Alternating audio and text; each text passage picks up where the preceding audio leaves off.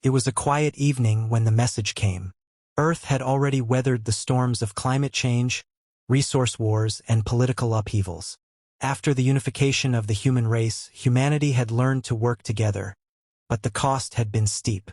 The scars of past conflicts still lingered in every corner of the world. Now, Earth was reaching out into the stars, sending probes to distant planets, listening for signs of intelligent life. The message that arrived was not one they'd expected. Dr. Eva Laney, head of Earth's First Contact Division, sat hunched over her desk in a darkened room at the United Earth Command Center in Geneva.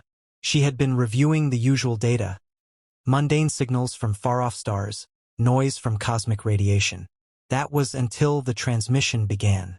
A low hum filled the room as an encrypted signal cracked open on the screen in front of her. It wasn't from any known alien species. It wasn't even in any recognizable pattern. The sequence was complex, yet familiar. Then the message flashed across the screen in a language that, to her shock, appeared in human syntax. A smooth voice filled the air, seemingly coming from every direction at once. "Humanity," it said, "you have been chosen." The words reverberated in her mind, too strange, too powerful to dismiss. Her fingers hovered over the keyboard, unsure whether to trust her instincts or the impulse to shut it all down before it went too far. A figure appeared on the screen, its features indistinct, only a shimmering, translucent presence. A chill ran through her. This wasn't just an alien intelligence. This was something far more ancient. "You have entered the game," the figure intoned, its voice both soothing and authoritative. "You are invited to participate in the greatest challenge your species will ever face. The game is not a mere competition. It is a trial, a test of your worth. Fail, and your species will face extinction. Succeed, and the rewards will be beyond your comprehension." The words struck Eva like a slap, a grim wave of dread flooding through her. Her mind raced, piecing together fragments of data from the transmission. The voice spoke with confidence, as if it had encountered countless civilizations before. "But why now? Why Earth?" Before she could ask another question, the figure continued. "You will compete against other advanced civilizations in 3 rounds. Each round will challenge you in different ways: intellect, strategy, and adaptability. Your species has been identified as interesting. You are young and your potential is great. You will face the first challenge soon." The transmission ended abruptly, the screen going black. Eva stared at the empty display, her thoughts racing. The invitation felt more like a threat than an opportunity. Earth was not prepared for this kind of game. Sure, humanity had made strides in space exploration, but they were a small player in a galaxy likely teeming with far older and more advanced species. Who were these beings, and what did they want? Eva's hand trembled as she reached for the comms button. Within moments, she was patched into a global video conference with Earth's leaders: the President of the United Earth Federation, General Kessler, and several prominent scientists. "Dr. Laney," the President's voice crackled through the feed. "What's going on?" "Sir," Eva said, her voice steady despite the knot in her stomach. "We've received a message from somewhere out there. It's a challenge, an invitation to a galactic competition. The stakes are life and death for our species." The room fell silent. The weight of her words hung in the air like an oppressive cloud. The President leaned forward, his face grim. "Explain," he said. Eva took a deep breath. "We've been chosen to participate in something called the game. According to the message, if we fail, humanity faces extinction. If we win, we gain unimaginable power, resources, technologies, allies." She paused, her eyes darting to the empty screen. "But there's something strange about this. The transmission didn't just come from any alien civilization. This entity, it's not like anything we've encountered before. I suspect we've just made contact with a force much older than anything we could have imagined." General Kessler's voice cut through the tension. "So what are you saying? We accept the challenge?" Just like that, Eva hesitated. The more she thought about it, the more certain she became that humanity had no choice. "We have no choice. It's not an invitation, it's a mandate. And they're not asking for volunteers. Everyone will participate or we all lose. The president exhaled sharply, his hands pressed together. You're saying they'll wipe us out if we refuse? Yes, sir, Eva confirmed. It's not a threat. It's a condition. We play or we die. A tense silence followed. Finally, the president spoke again, his voice filled with grim determination. Then we play, he said. Prepare for a briefing with our top strategists. Humanity may be young, but we've survived worse than this. We will face this challenge head-on. Eva nodded. The decision had been made. But as she stared at the empty screen, she couldn't shake the feeling that the worst was yet to come. With the council's decision made, the next few days were a blur of frantic preparations. Scientists, military commanders, and engineers were all called to action, and teams of experts began working together to analyze every detail of the transmission. Yet, there was little they could do. They had no knowledge of the game, no understanding of what to expect, and no idea who or what the Nexus truly was. In a remote, undisclosed location, a small group of elite representatives from across Earth were chosen to participate in the game. Among them were the brightest minds in science, strategy, and diplomacy, along with a wild card, someone unconventional. But even as humanity's best and brightest assembled, they all shared one common thought. We have no idea what we're walking into. The time to prepare was short, and as the countdown to the game began, one thing became increasingly clear. Humanity was no longer the masters of their own fate. The game had begun, and Earth would soon learn whether they had what it took to survive. The moment the transmission ended, Earth's chosen representatives were engulfed in an overwhelming rush of sensations. A dizzying whirl of colors, lights, and sounds surrounded them. One second they were in the briefing room, and the next they were standing in an alien landscape, vast, open, and unrecognizable. Eva Laney stumbled slightly as her feet touched the ground, her senses reeling. She blinked, trying to adjust, and found herself staring at a sky filled with swirling, iridescent clouds. The air was thick, but not oppressive, with an otherworldly scent, almost like a mix of ozone and fresh rain. The ground beneath her was a smooth, metallic surface, stretching out in all directions. There were no landmarks, no cities, no signs of civilization. Just an endless, neutral expanse that gave her a deep sense of unease. The others were still disoriented, gathering themselves slowly. She glanced around at the team.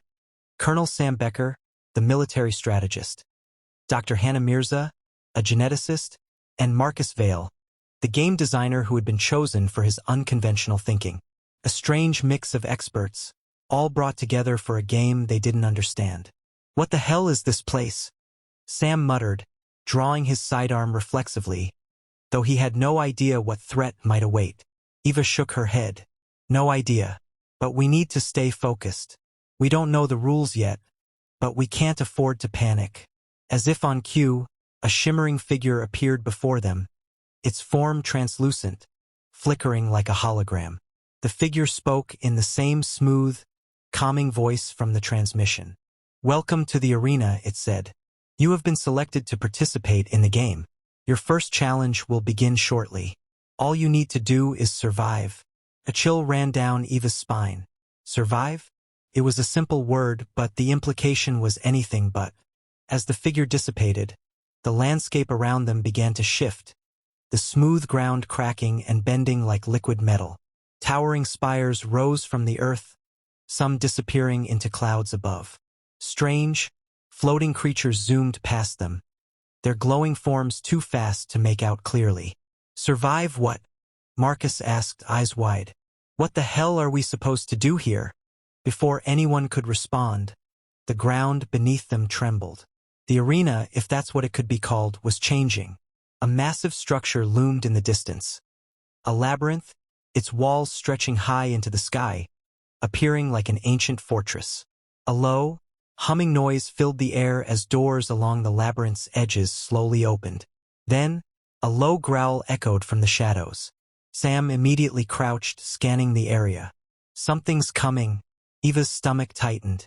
She couldn't see what it was, but she could feel the presence of something large and dangerous, something lurking just beyond the veil of the shifting walls. Stay close, she said, her voice barely above a whisper. "We stick together. No one gets left behind." As they began to move toward the labyrinth's entrance, the walls seemed to ripple with life. A massive, insect-like creature appeared from one of the shadows, its armored body gleaming under the unnatural light. Its many legs skittered across the ground with a terrifying speed, and its beady eyes locked onto the team. "Weapons up!" Sam shouted, raising his gun. But before he could take aim, a high-pitched screech tore through the air. The creature lunged. It was fast, too fast. But humanity was resilient. Eva reacted instinctively, grabbing Marcus and pulling him to the side just as Sam fired a shot. The blast missed, and the creature swung its claws toward them with a frightening hiss. "Move!" Sam yelled, and they bolted for cover. As the team sprinted toward the labyrinth's entrance, the creature gave chase, its terrifying screech reverberating across the arena. But just as it closed in on them, a brilliant flash of light shot from one of the labyrinth walls, striking the creature dead center. It crumpled into a heap, smoking as its body disintegrated into dust. Eva and the others paused, breaths ragged, adrenaline still pumping. The creature was gone, but the danger had just begun. A voice echoed from above. "Survival is not the only objective. You must also solve the puzzles. Only then can you move forward." The walls of the labyrinth began to shift again, and the ground trembled beneath their feet. The true challenge had begun. "Stay alert," Eva said, her mind racing. "We're not just fighting for our lives. This is a game, and we need to be ready for anything." The team entered the labyrinth, their path uncertain. But one thing was clear. In this place, survival was just the beginning. The labyrinth stretched on, its corridors twisting and turning with disorienting complexity. The walls, made of smooth, dark material, pulsed faintly with an eerie light. Every step felt like they were being watched, every turn bringing them deeper into a game that defied logic and reason. Eva's thoughts were a whirlwind. She hadn't had time to process the full scope of the challenge they faced. All she knew was that the clock was ticking, and they couldn't afford to make mistakes. "We need to move faster," Sam muttered as they moved deeper into the maze.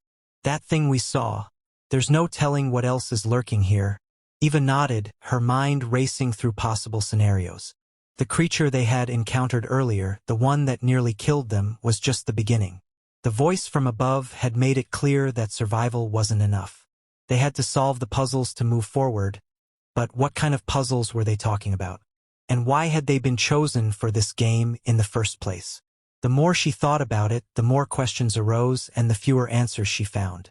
As they rounded another corner, they encountered a massive stone door, its surface etched with strange symbols.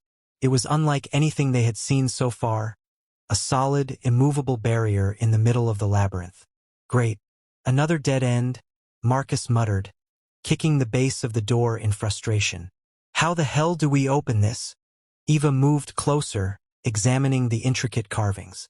The symbols seemed to shift as she looked at them, like they were alive, changing shape every time she blinked. Her fingers traced the surface, and she noticed something odd. One of the symbols seemed to glow faintly whenever her touch passed over it. "Wait," she said, pausing. "There's something here." Sam moved closer, his gun still drawn. "What do you mean, something?" Eva didn't respond immediately. She was focused on the symbol, which had begun to pulse under her fingers. There was a pattern here, a hidden message, perhaps. The symbols weren't random. They had to mean something. She studied them more closely, her mind racing. "Marcus," she called, "do you have any of your programming tools on you?" Marcus dug through his pack and handed her a small device, a portable terminal that could analyze digital systems. As he did, Eva realized that the symbols might not be just a physical puzzle, they might be some kind of code. If this was a game, then the rules had to make sense in some way. The more she thought about it, the more certain she became that the game was less about brute force and more about understanding its underlying logic. She plugged in the device and watched as it began scanning the door. Slowly, the device lit up, displaying a set of patterns that seemed to match the symbols on the door. "It's some kind of sequence," Eva said, her fingers flying over the terminal's interface. We have to input the right combination of symbols. The team fell silent as Eva worked, the seconds ticking away. Each time she tried a wrong combination, the door's surface shimmered menacingly, and the walls around them seemed to close in. They were running out of time, but Eva couldn't shake the feeling that the solution was within reach. Then, with a soft click, the terminal emitted a signal. The door trembled, then slid open. The group exchanged wary glances, each of them processing the implications of the moment. They had solved the first puzzle, but something nagged at Eva. The more she thought about it, the clearer it became. The puzzles weren't just meant to test their intellect. They were designed to reveal something about their nature, about who they were as individuals. The voice from above echoed again, sending a chill down Eva's spine. Congratulations, humans. You have passed the first test. But remember, this is not just a game. It is a measure of your species. You are being watched. Eva's mind raced. It wasn't just about surviving the game. They were being judged, tested for something much larger than they could comprehend. As the door opened fully, they stepped into the next chamber. The maze was only getting more dangerous, but the stakes had shifted. This wasn't just about outsmarting the arena. They had to prove humanity's worth. Let's move, Sam said, his voice low but determined. We've passed the first test, but it's not over. Not by a long shot. And with that, they pressed forward, knowing that the game had only just begun, and the real challenge was yet to come. The moment they stepped through the newly opened door, the world around them shifted again. This time, the arena was no longer a maze. Instead, it was a vast open battlefield. The air was thick with tension, and the ground was uneven, pocked with craters and jagged rock formations. In the distance, strange structures rose like ancient monuments, and the sky was filled with swirling, dark clouds. It felt as though a storm was approaching, but there was no wind, only a palpable sense of unease. Eva's mind raced. The first puzzle had been daunting, but this was something else entirely. The challenge wasn't just about surviving anymore, it was about navigating a war zone. And every step they took, the stakes got higher. Stay sharp, Sam said, his voice low as he scanned their surroundings. Whatever comes next, we need to be ready. A loud, mechanical hum echoed from the horizon, drawing their attention. Eva's heart skipped a beat when she saw it. A massive, armored warship, its design unlike anything they'd ever seen, descending toward them. Its sheer size was overwhelming. As it landed, a series of ramps extended, and from the shadows emerged several figures. Hulking, armored warriors from another world. The voice from above crackled through the air once again, its tone amused. The second challenge begins now. You will face 3 waves of opponents. Each wave is more difficult than the last. If you survive, you may proceed. Eva's stomach dropped. Opponents? This wasn't a puzzle anymore. This was a battle for their lives. As the first wave of alien soldiers approached, their heavy footsteps shaking the ground, Sam turned to the group. We need to stick together. Take them out, but don't get separated. The first wave was brutal. The soldiers were larger and stronger than humans, their armor nearly impervious to the weapons they had brought with them. But the humans had one advantage: adaptability. The creatures attacked with precision, but the team fought back with ingenuity, using the environment and their wits to outmaneuver their opponents. Sam led the charge, drawing the soldiers' attention while Marcus hacked into a nearby console, diverting a flood of electricity through the battlefield. The soldiers stumbled, momentarily stunned, and that was when Eva made her move. She grabbed a makeshift weapon, a jagged piece of metal, and swung it, knocking one of the warriors off balance. It wasn't elegant, but it worked. One by one, the alien soldiers fell. But there were more, and they weren't done yet. We've got to keep moving, Eva said, breathing heavily. This isn't over. The voice from above spoke again, its tone cold and indifferent. You have passed the first wave. But do not think you are safe. The next wave is already on its way. Before they could catch their breath, the ground trembled again. In the distance, another ship appeared, smaller than the first but equally menacing. It landed with a thud, and a new set of enemies emerged, sleek, insectoid creatures with deadly precision. These were faster, more agile, and their weapons seemed to move faster than their bodies. "This is going to be a problem," Marcus muttered, adjusting his device. "These things don't look like they're going to give us a chance to breathe." Eva's eyes narrowed. "We're not giving up. We've made it this far." The next battle was chaos. The insectoids darted around them with incredible speed, their weapons slicing through the air in blinding arcs. But the team had learned from their previous fight. They adapted quickly, coordinating their moves with practiced efficiency. Sam took the lead again, using his military training to direct their movements. Marcus hacked into the enemy's systems, disabling their weapons, while Hannah worked her genetic knowledge, quickly synthesizing a chemical compound to slow their enemies' movements. It was brutal, exhausting, but they pushed through one step at a time. When the last of the insectoid creatures fell, Eva felt a sense of accomplishment wash over her, but it was fleeting. The voice from above boomed once more. "You have survived the second wave. Prepare for the final test. The third and final wave begins now." Eva took a deep breath, her body aching, her mind numb with exhaustion. But there was no turning back. They had made it this far. As the horizon darkened, a massive figure appeared in the distance. Towering over everything else, it was unlike anything they had seen. Its movements were slow but deliberate, and its presence filled the entire arena with an oppressive weight. "This is it," Sam said, his voice steady despite the fear in his eyes. "We take it down or we don't walk out of here." The final wave had arrived. Eva turned to her team, their faces determined despite the odds. Humanity has survived wars, disasters, and impossible odds. We've come this far, and we're not stopping now. With a shared nod, they readied themselves for the final battle. The game wasn't over yet, and humanity was about to prove it was more than just a player. It was a force to be reckoned with.